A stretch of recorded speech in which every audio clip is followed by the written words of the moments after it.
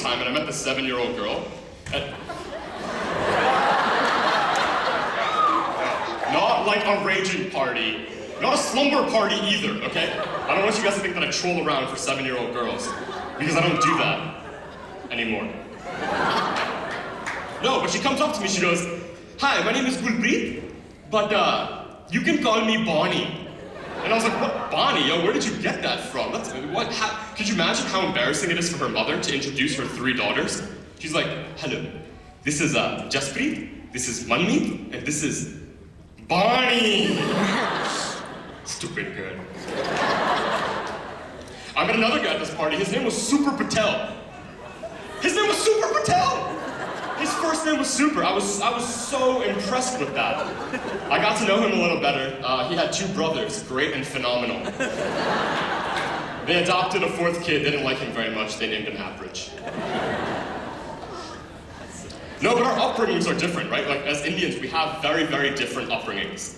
My parents didn't really quite understand kind of, some of the American values. They tried to incorporate American values into my upbringing. Like Christmas is something they didn't get. They just didn't get Christmas. They thought Christmas was a way to give us things that we needed, but disguise them as presents.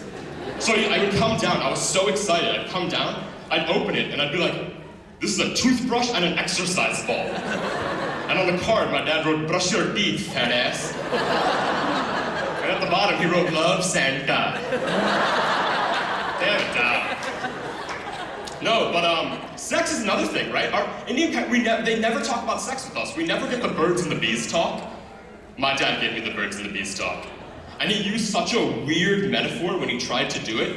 He came out and he was like, "Suraj, beta, today we're gonna talk about sex, all right? Let's start with the basics. So you have anatomy and body parts, right? So you can imagine the boy's body part kind of like a wrapped up roti, right? And the girl's body part is kind of like shak or sabzi, right? Shak and roti, shak, right? So sometimes when a man and a woman love each other, he's gonna want to dip the roti in the shak, right?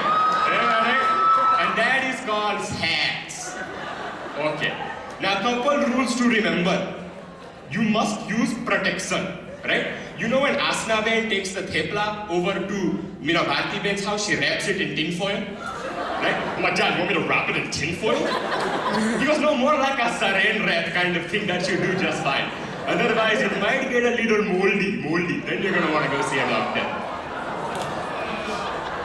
I was completely shocked at this point, and I was like, "All right, Dad, we're done here." He's like, "All right, buddy, good talk. Thanks for coming, and I'll see you at dinner." And I was like, good. What are we having? He's like, "Well, I made roti and your mummy made shak." What else is going on? My mom wrote on my wall today, "Parents are on Facebook now." It's cool. Parents, I love the fact that you're on Facebook, but it changes my life in a weird way. In a weird way. My mom's on Facebook now, and all she wants to do is chat. That's all she wants to do. The first thing I see when I get on my Facebook is, "Beta, hi!" I'm like, "Oh, hey, Ma, we just talked about 2 minutes ago. Good thing we're talking here." And it's because they clash. They clash with, our Facebook friends. Statuses are a prime example of this, right? One of my friends' statuses, "Oh man, still so drunk from last night, epic party." And my mom's status underneath is, "Ganpati Bappa, Moria!" And it's cool up until they start commenting on things that they shouldn't be commenting on. One of my other friends' statuses was, "Oh man, so baked right now, I could eat a whole chicken." And my mom comments and goes, "Oh, good to see you're cooking in college." I was like, "No, Ma, that is not what we're doing." It's really cool, but they kind of get caught up in the Facebook trends that's going on. Like, I came onto Facebook one day, my mom's status was, "Hot pink!" When everybody was doing the breast cancer awareness stuff, right? They're putting the color of their bra. And I called my mom up, I was like, "Mom, do you know what that is?" And she's like, What? No, I just thought everybody was putting up a color. I have no idea." And the worst part is that they know where we're at. They know.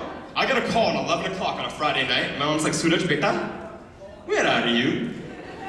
I'm like, "Oh, hey, Ma, what's up? What's going on?" "I'm in the library right now." I'm in a library. She's like, really? Because on Facebook it shows you're attending Bros and Hoes 2010. I'm like, what, Mom? No, what are you talking about? No, I haven't even heard of that party. And she goes, really? Because 2 hours ago you commented saying, oh yeah, party yeah. Busted. I did a lot of traveling this summer. And I guess I let my beard grow a little too long. And I was standing in security line, and there's this white woman, and she's staring at me.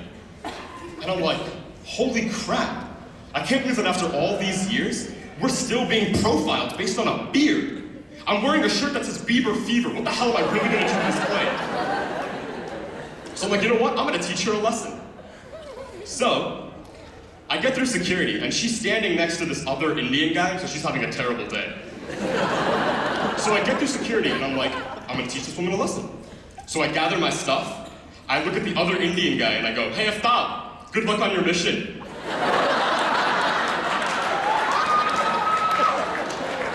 So then we get to the gate, and guess who's on my plane? She is. I'm like, I'm gonna make this the worst flight she's ever been on. So 13 times throughout the flight, I walked back and forth to the bathroom, pretending like I had something in my jacket. I was like, I'm like, why stop there? Why not get the whole plane riled up? So I get back to my seat, and I'm sitting in between these two white girls, and I'm like, oh, dunzo. So, you know the plane specification, this is the card with all the, with the plane parts and stuff? I pull it out, and I start writing everything down. I'm just copying, I'm looking for weak points in the plane. I'm circling everything, and I start to cry. And then I start to laugh. There's a little kid on the front of the plane. He keeps asking his mom these stupid questions. He's like, Mom, when is the plane gonna land? I look at him and I go, it won't. So finally, we get to Pitt, and the cops come on the plane. I'm like, holy crap, yo, this just got real. So they come up to my seat, and they arrest the white girl sitting next to me. I was like, this is such a good day. This is such a good day for Indian people. I get up, I look at the old woman, and I go, it ain't always us. Are you guys ready for the last performance?